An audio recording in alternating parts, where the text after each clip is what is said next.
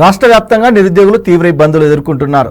ఉద్యోగాల భర్తీపై కాంగ్రెస్ సర్కార్ సకాలంలో స్పందించకపోవడంతో ఆవేదన వ్యక్తం చేస్తున్నారు. రేవంత్ రెడ్డి ప్రభుత్వం మేనిఫెస్టోలో పొందుపరిచిన ప్రకారం ప్రతి ఏటా 2 లక్షల జాబ్ క్యాలెండర్ విడుదల చేయాలని డిమాండ్ చేస్తున్నారు. అలాగే మెగా డిఎస్సిని ప్రకటించాలని కోరుతున్నారు. టెట్ డిఎస్సి మధ్య ప్రిపరేషన్ కు కనీసం 3 నెలల సమయం ఇవ్వాలని విజ్ఞప్తి చేస్తున్నారు. నిరుద్యోగుల సమస్యలపై మా సిద్దిపేట జిల్లా ప్రతినిధి శ్రీనివాస్ ఫేస్ టు ఫేస్.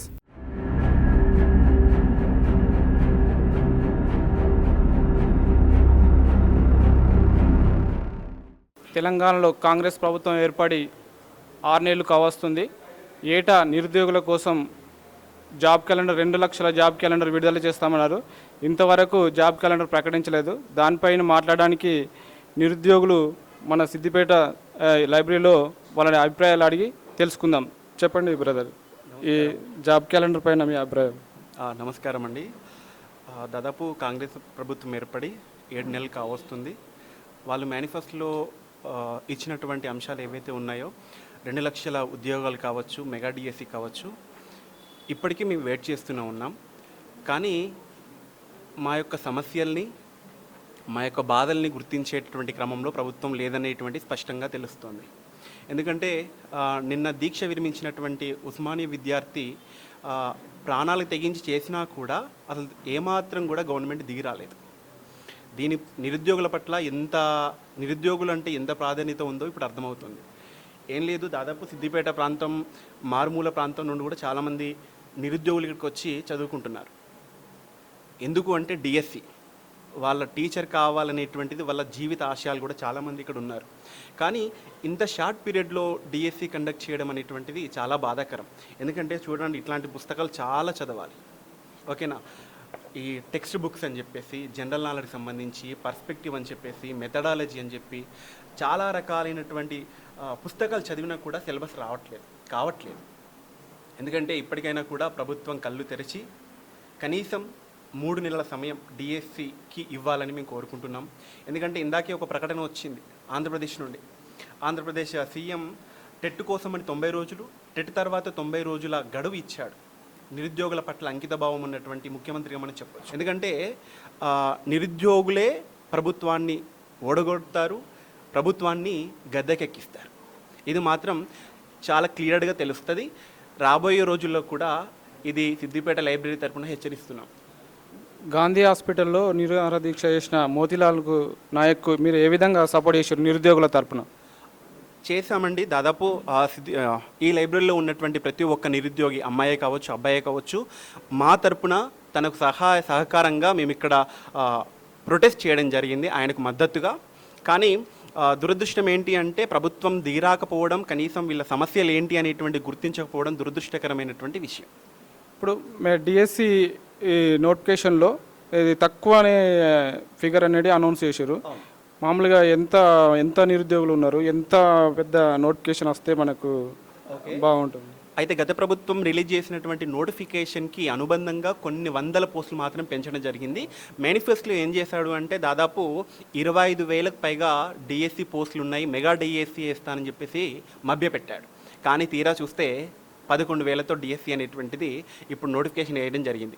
మా కోరిక, మా డిమాండ్ ఏంటి అంటే 25 పోస్టులతో మెగా డిఎస్సి అనేటువంటిది కండక్ట్ చేయాలి. అలాగే డిఎస్సి నిర్వహించడానికి కనీసం ఒక 3 నెలల సమయం కావాలని చెప్పేసి సిద్దిపేట నిరుద్యోగుల తరఫున నేను కోరుతున్నాను. రాష్ట్ర వ్యాప్తంగా నిరుద్యోగులు ఎదుర్కొంటున్న ప్రధాన సమస్య, వాటి పరిష్కారానికి గవర్నమెంట్ తీసుకోవాల్సిన చర్యలపై మీ అభిప్రాయం? ఓకే, తప్పకుండా. సిద్దిపేట జిల్లానే కాకుండా తెలంగాణ రాష్ట్ర వ్యాప్తంగా ఉన్నటువంటి నిరుద్యోగులు కోరుకునేది ఒకటే, ఏంటి అంటే మెగా డిఎస్సి 25,000 పోస్టులతో మెగా డిఎస్సి నిర్వహించాలి.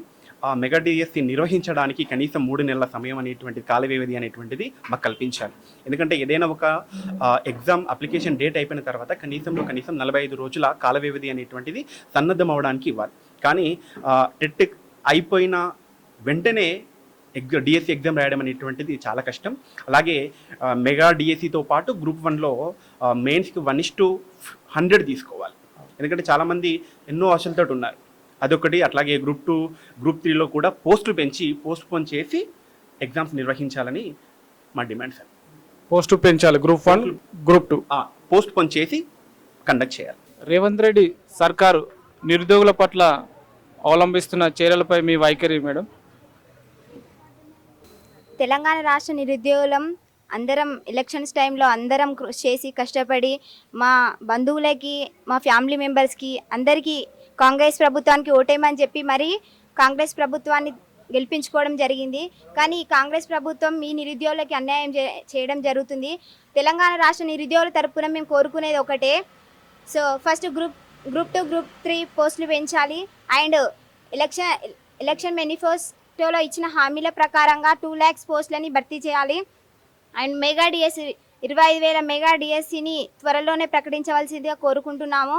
అండ్ అశోక్ సార్ గారు తెలంగాణ రాష్ట్ర నిరుద్యోగుల తరపున నిరాహార దీక్ష చేస్తున్నారు. మేమందరం తెలంగాణ రాష్ట్ర నిరుద్యోగుల తరపున మేమందరం ఆ సార్కి మద్దతు తెలుపుతున్నాము.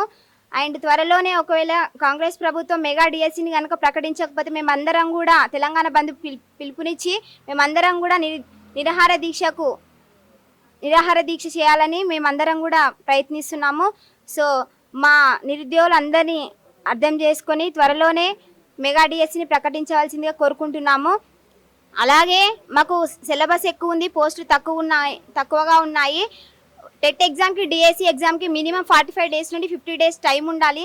కానీ 1 monthలోనే హడావిడిగా ఎగ్జామ్ కండక్ట్ చేయడానికి ప్రయత్నిస్తున్నారు. సో కాంగ్రెస్ ప్రభుత్వం నిరుద్యోగులను అర్థం చేసుకొని మాకు చదవడానికి కొంచెం 2-3 months టైం ఇవ్వవలసిందే మేము కోరుకుంటున్నాము. నిరుద్యోగులందరికీ ప్రెషర్ పెరుగుతుంది వెంటనే ఎగ్జామ్స్ కండక్ట్ చేయడం వలన. సో టెట్కి డిఎస్సికి మినిమం ఒక 2 months టైం ఇవ్వవలసిందిగా మేము కోరుకుంటున్నాము. అండ్ అలాగే త్వరలోనే మెగా డిఎస్సిని ప్రకటించవలసిందిగా కూడా కోరుకుంటున్నాము. 1:100 చూస్ చేసుకోవాల్సిందిగా కోరుకుంటున్నాము. అండ్ త్వరలోనే జాబ్ క్యాలెండర్ని కూడా రిలీజ్ చేయవలసిందిగా కోరుకుంటున్నాము. అప్పుడు కాంగ్రెస్ ప్రభుత్వం ఎన్నికల మేనిఫెస్టోలో 3 monthsలోనే జాబ్ క్యాలెండర్ రిలీజ్ చేస్తామని చెప్పారు. బట్ ఇప్పుడు 6 months అయిపోతుంది, అయినా కూడా జాబ్ క్యాలెండర్ రిలీజ్ చేయలేదు. 2 weeksలో రిలీజ్ చేస్తున్నామని చెప్తున్నారు, కానీ అది ఎంతవరకు నిజమో కూడా తెలియట్లేదు. సో ప్రభుత్వం తొందరనే నిరుద్యోగులని అర్థం చేసుకొని జాబ్ క్యాలెండర్ రిలీజ్ చేయవలసిందిగా కోరుకుంటున్నాం.